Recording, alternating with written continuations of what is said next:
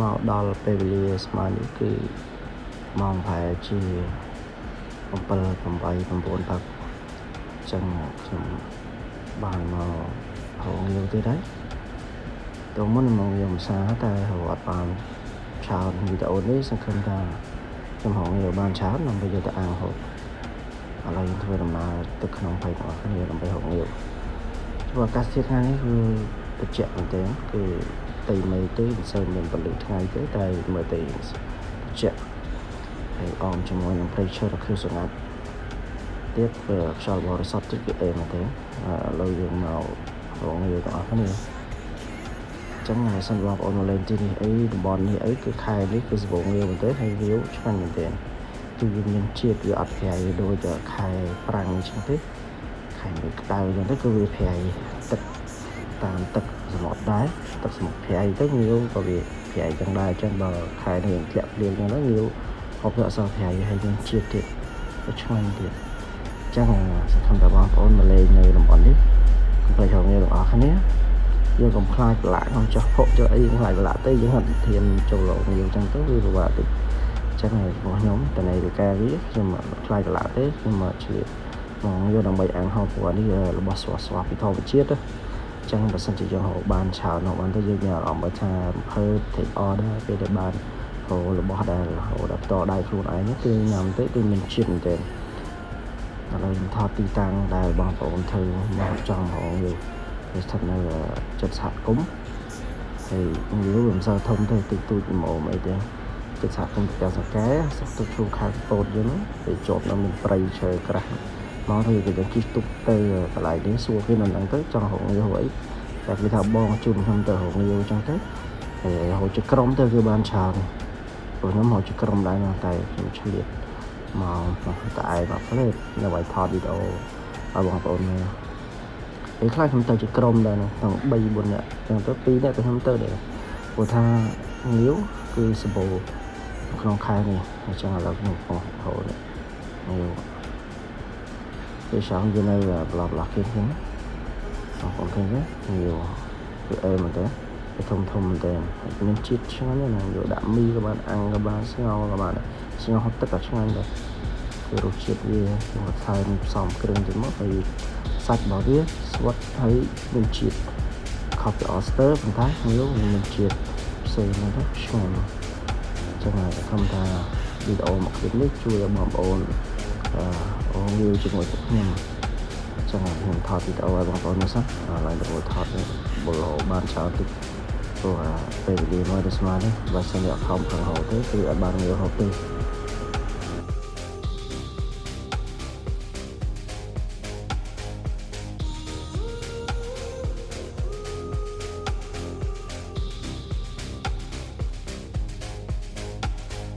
Wish I could give you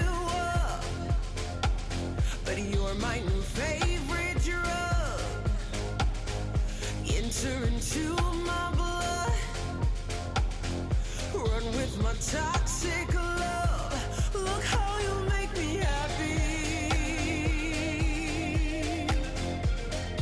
You take a hold of me. យើងបានហើយចាប់ផ្ដើមកាត់ភ្លើងហើយទឹកជុំអស់ 2000 ទៅកាត់ភ្លើងយើងទៅហៅរបស់ដែលដាក់មកអាំងនេះចឹងខ្ញុំរៀបចំទៅកាត់ភ្លើងឲ្យវាឆេះសិន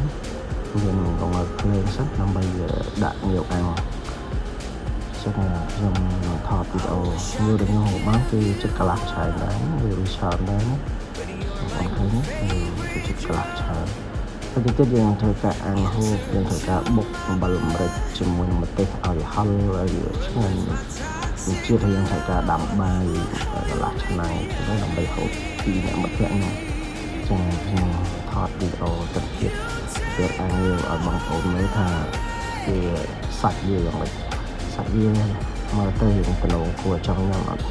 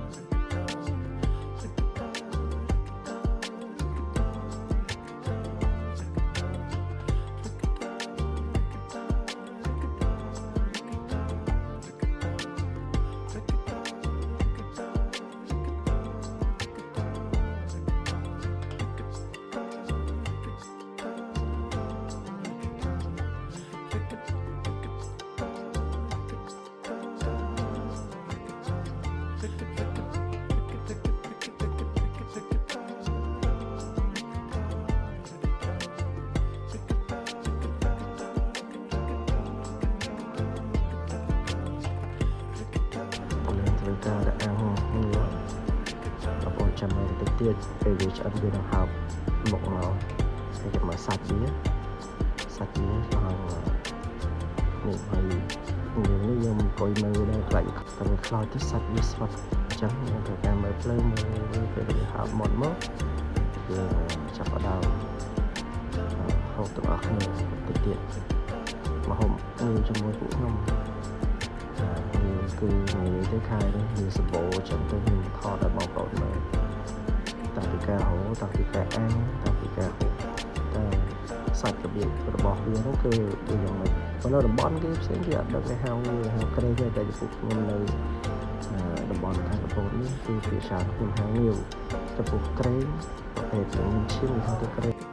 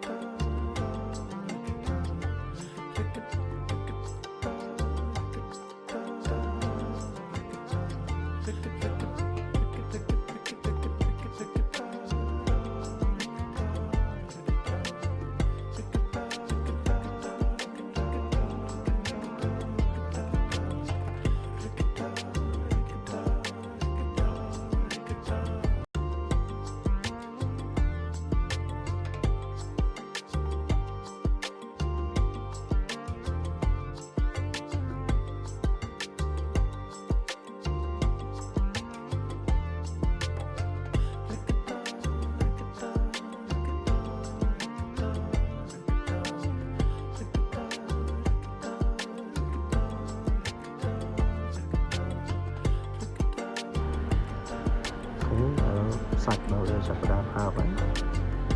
វាចាប់ផ្ដើមបើកមុខមាត់បើពេលសាច់វាជាប់ជាមួយនឹងទឹកវាមកគឺនឹងសាច់ទឹកដែលមកចេញក្នុងហើយមានជាតិសាហាវឆ្ងាញ់ទេរសជាតិនេះគឺអេកប់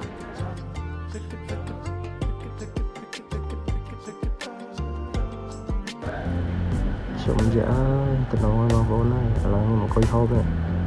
មើលកំពុងមកហេតុថតឲ្យខ្ញុំហូបមើលទៅរសជាតិឆ្ងាញ់ដែរក្តៅជាក់អមជាមួយកាហ្វេឬភេសជ្ជៈទៀតមកគឺអេកប់សេរីមក